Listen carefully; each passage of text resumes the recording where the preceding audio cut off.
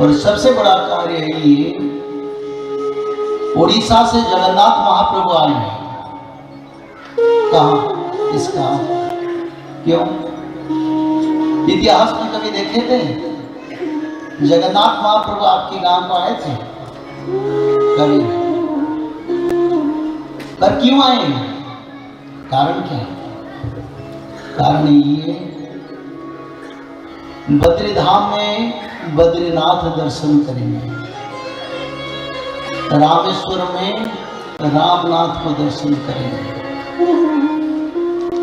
द्वारिका में द्वारिकानाथ को दर्शन करेंगे, और सभी नाथों का नाथ जगन्नाथ जी है। कैसे? धरती पर जितने अवतार हुआ है भगवान, मत्स्य, कच्छप, वराह, नृसिंह, वामन, परशुराम, राम, बलराम, बुद्ध, जितने अवतार,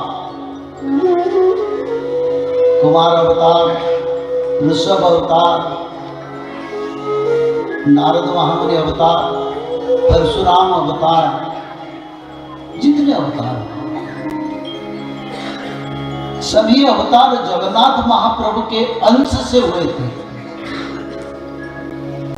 और सभी अवतारों का जब समय के साथ प्रभु अपने लीला को संवरण करते हैं, तब जगन्नाथ महाप्रभु से जाके समा जाते हैं, क्योंकि जगत का नाथ जगन्नाथ है। और जगन्नाथ महाप्रभु क्यों आए? कारण यही, आगे 10-12 साल के अंदर सत्ययुग का आगमन होगा। मानवों में परिवर्तन जरूरी है। धर्म के सिवा और कोई तत्व का मूल्य नहीं रहेगा। जिसका पास धर्म होगा वो ही रहेगा, जिसका पास धर्म नहीं है आगे बढ़ नहीं पाएगा। तो इसी कारण ये महाराष्ट्र के पवित्र क्षेत्र को प्रभु आए हैं, और ये भी बताएंगे अब समय कम है, समय को धर्म में विनियोग करो, नहीं तो मानव का रक्षा बड़ा कष्ट हो।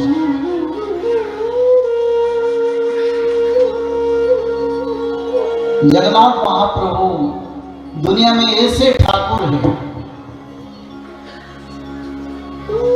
चारों धाम जितने तीर्थ क्षेत्र जहां भी जाओगे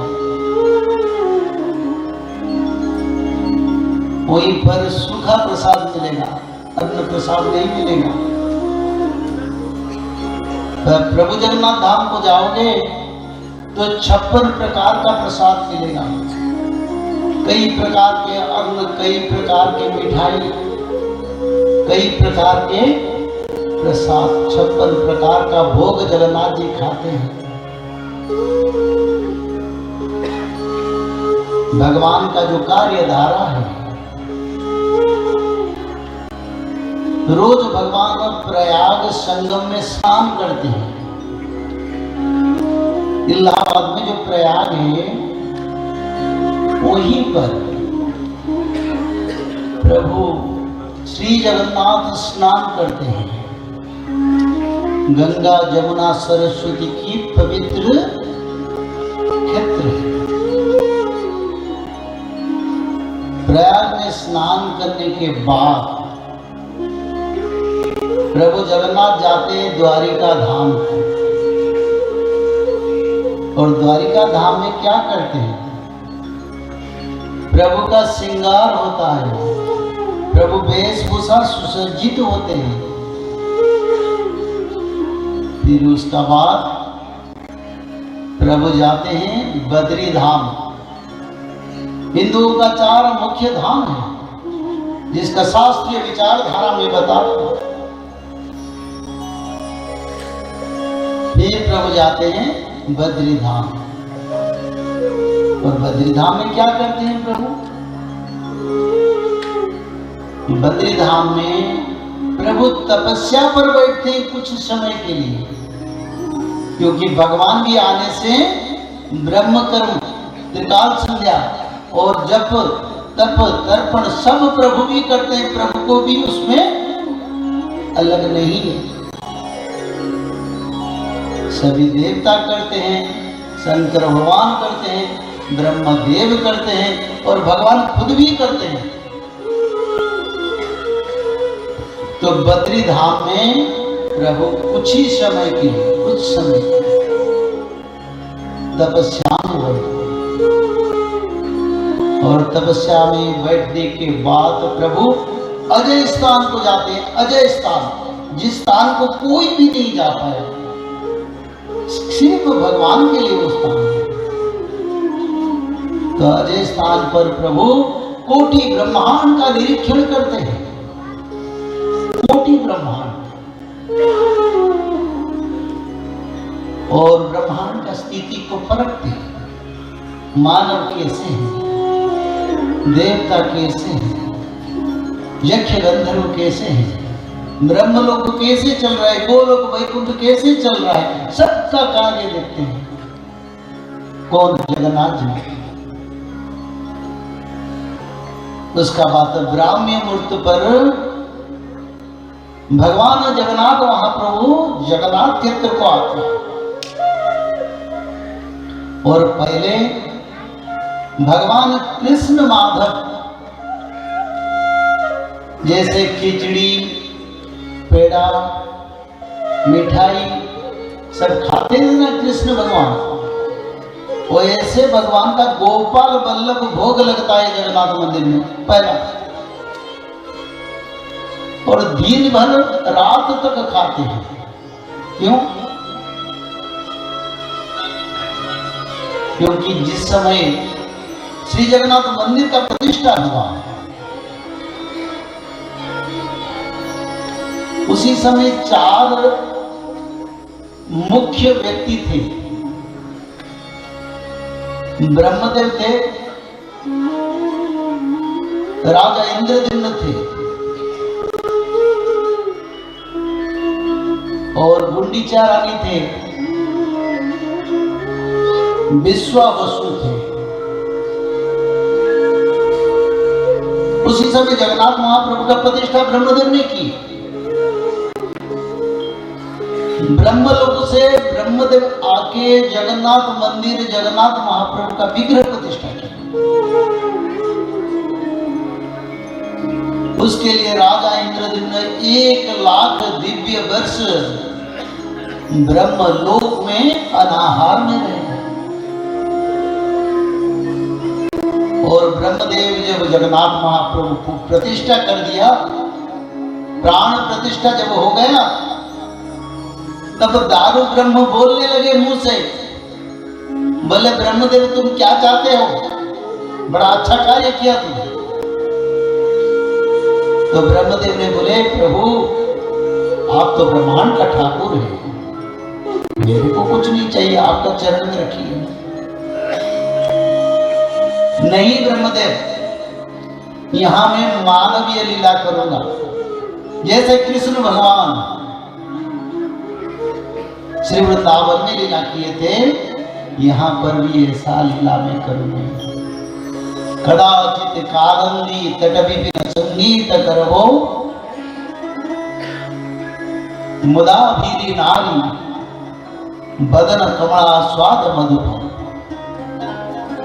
रमा शंभु ब्रह्मा सुरपते गणेशार्चित पदो श्री जगन्नाथ स्वामी नयन पथगामी भवत में। एक समय में भी जगन्नाथ महाप्रभु गजानन गणपति रूप धारण करते हैं, राम रूप धारण करते हैं, कृष्ण रूप धारण करते हैं, क्योंकि देवता में भगवान खुद बताया मैं गणपति हूं, मैं गणेश हूं। तो ऐसे इंद्रद्युम्न जी को भगवान ने बोले देखो इंद्रद्युम्न, 12 महीने में 13 पर्व, 13 यात्रा मेरा यहाँ होगा, पर सबको नहीं आना।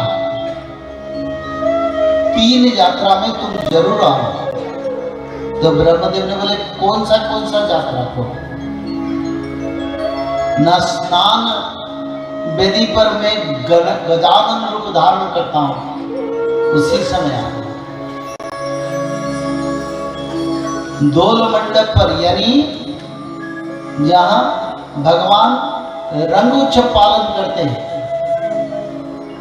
उसी पर मधुसूदन रूप में मैं प्रतीयमान रहता हूं, उसी समय आना। और तीसरा, आषाढ़ शुक्ल द्वितीया पक्ष में मेरा रथ यात्रा होता है, पतित पावन यात्रा। दुनिया में सब देवता है, किसी का पतित पावन यात्रा नहीं है। यानी भक्तों को उद्धार के लिए एक यात्रा भगवान विष्णु जगन्नाथ जी करते हैं। और यात्रा का नाम क्या है? पतित पावन, यानी जो गिरे हुए उसको उद्धार।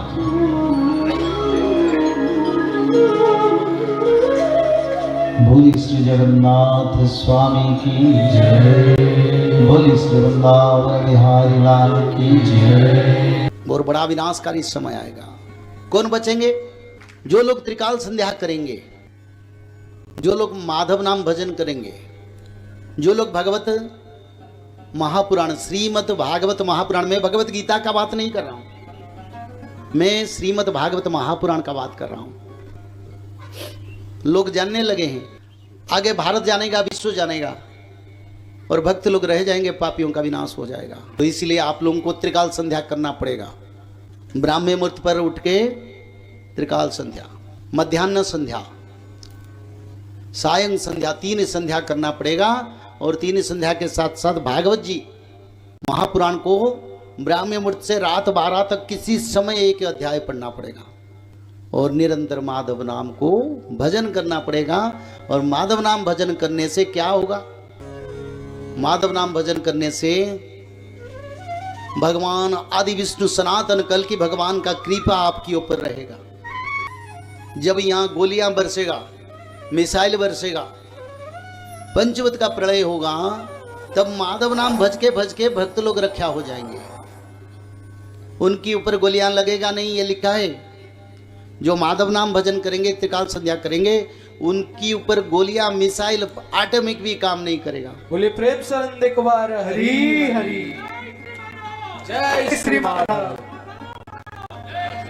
जय श्री माधव। जल प्रलय, महामारी और भूकंप, अग्नि प्रलय, वर्ल्ड वार 3 और महाविनाश, ये तो एक दिन होना ही है। लेकिन इस सब से आप बच कैसे सकते हैं? सबसे पहले नॉनवेज खाना छोड़ दीजिए, अंडा भी नहीं खाना है, और किसी भी तरह का नशा मत करिए, और गलत काम मत कीजिए, और सत्य, प्रेम, दया, क्षमा और शांति का आचरण कीजिए। और 3 चीज कीजिए। उसमें से सबसे पहला है त्रिकाल संध्या, यानी त्रिसंध्या। उसको दिन में 3 बार करते हैं। जैसे सुबह में करते हैं ब्रह्म मुहूर्त में, सुबह 4 बजे से लेकर के 6 बजे के बीच में आप कभी भी कर सकते हैं। लेकिन आपको समय नहीं मिला तो समय आप आगे पीछे कर सकते हैं, आधा घंटा 1 घंटा पीछे कर सकते हैं। दोपहर में 11:30 बजे से लेकर के दिन का 1 बजे तक कर सकते हैं। उसके बीच में शाम को 5 बजे से लेकर के 6:30 बजे तक कर सकते हैं। दिन भर में 1 बार नहा के त्रिकाल संध्या जरूर करें। बाकी समय आप हाथ पैर मुंह धोकर भी कर सकते हैं। और 3 बार आप श्री गंगे बोल करके स्टार्ट कर सकते हैं। जो दूसरा उपाय है वो है श्रीमद् भागवत महापुराण पठन। दिन में 1 अध्याय जरूर पढ़ें। दिन भर में 1 अध्याय जरूर पढ़ें। वो भी ना हो सके तो 1 पन्ना तो जरूर पढ़ें। अगर उतना भी समय नहीं है तो 1 श्लोक जरूर पढ़ें। तीसरा उपाय, माधव नाम का जप करें, निरंतर करें। कोई भी काम करते हुए करें, हमेशा माधव नाम का जप करें। त्रिसंध्या का पीडीएफ, श्रीमद् भागवत महापुराण का पीडीएफ और भविष्य मल्लिका का फ्री ई बुक भविष्य मल्लिका पुराण, ये सब आपको डिस्क्रिप्शन बॉक्स में मिल जाएगा। भविष्य मल्लिका के बारे में अधिक जानकारी के लिए आप भविष्य मल्लिका के वेबसाइट पर संपर्क कर सकते हैं, भविष्यमल्लिका.com। और अधिक जानकारी के लिए भी कल्कि अवतार ऑफिशियल चैनल को देख सकते हैं, जहाँ पर मल्लिका के बारे में खुलकर बातें रखी गई है, जहाँ पर आप लगभग 1000 जितना वीडियो आपको देखने को मिल जाएगा। और भी आपको अधिक जानकारी जानना है त्रिसंध्या के बारे में और कोई आपको सवाल है तो नीचे दिए गए नंबरों पर आप संपर्क कर सकते हैं।